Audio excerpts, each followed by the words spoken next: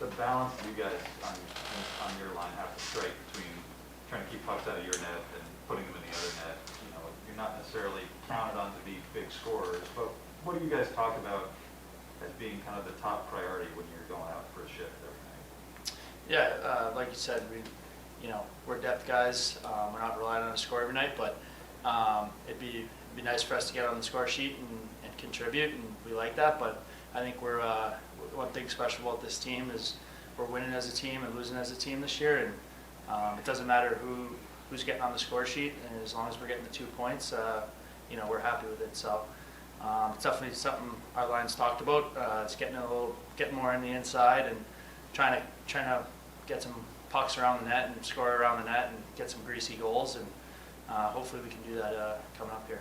These last 3 games have been kind of your line style of games, low scoring, tight checking. Is that when you guys feel like you can have a real impact as well when a game's tight and low scoring? Yeah, definitely. I mean, I think as we go down the stretch, it's only going to get tighter.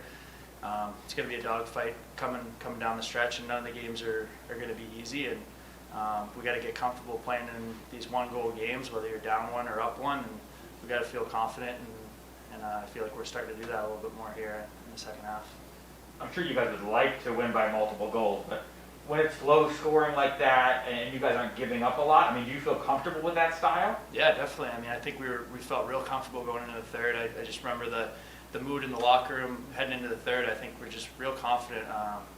Just a lot more growth than from what I had seen in the past from last year, and then even a little bit earlier in the year. I think we were real confident, and we know we got the best goalie in the league back there. So if we can stick to our structure defensively and be tight on guys and end plays like we have been, I think we'll have no problem playing 10 games. Is there anything you're seeing that you think is helping you guys give up less scoring or fewer scoring chances?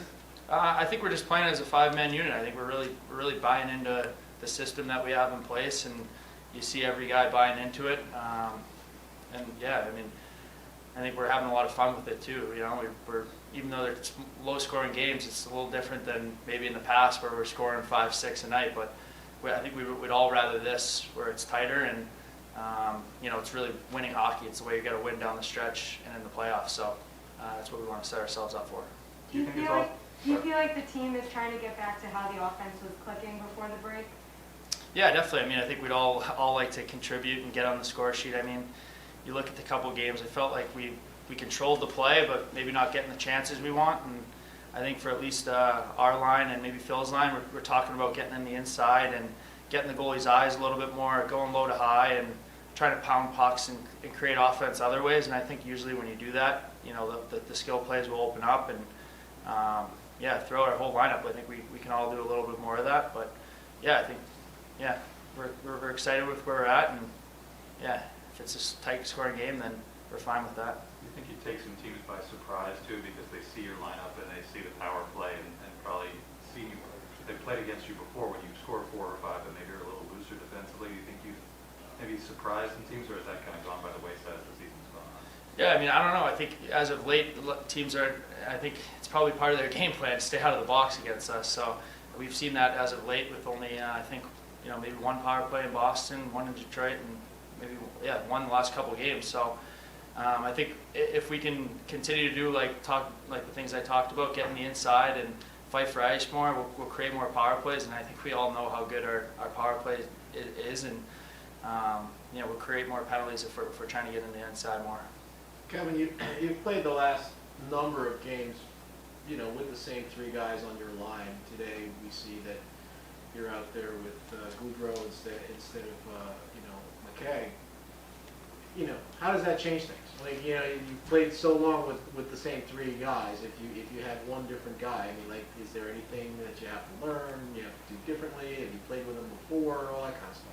No, I don't think anything different. We've obviously had a stretch where me and Revo played with Goody, and we felt really good about our game. I mean, we felt like with Kegger we were playing well too. I mean, it'd be nice to see the puck going more for us, but those things we can't really control. We're just kind of controlling what we can control, and that's our work ethic every night. And no matter who we're playing with, me and Revo are going to still play the same way. And we're looking forward to playing with Goody. I mean, he's a guy that's that's won at mostly every level and won the past 2 years, and he's a great example for everyone on our team. So, yeah, we're looking forward to it.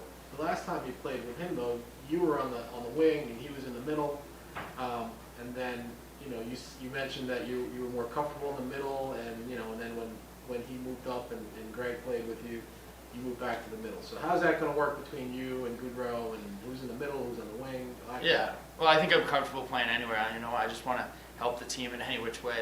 If that's on the wing or in the middle, it doesn't really matter to me. I think Goody's a reliable guy that can play both as well. So maybe it'll take a little pressure off me, and he can take some draws in the D zone, or depending on how the night's going for me. I think it'll be a good dynamic for us. Evan, how sure were you maybe that Igor's shot was going in the other day? Oh, I think it was quiet on the bench, and then all of a sudden you just start hearing it get louder and louder. And I just gotten off, so I was kind of just trying to catch my breath. I'm like, no way, is this gonna go in? But yeah, he's a heck of a player for us this year, and he's won us a lot of hockey games, and we're really confident with him back there. And same with Georgie, we're really confident with both our goalies, and yeah, to have those two guys on the team is pretty special for our group. You were talking about the power play. Why do you think Kreider how has Kreider been able to take advantage of those situations?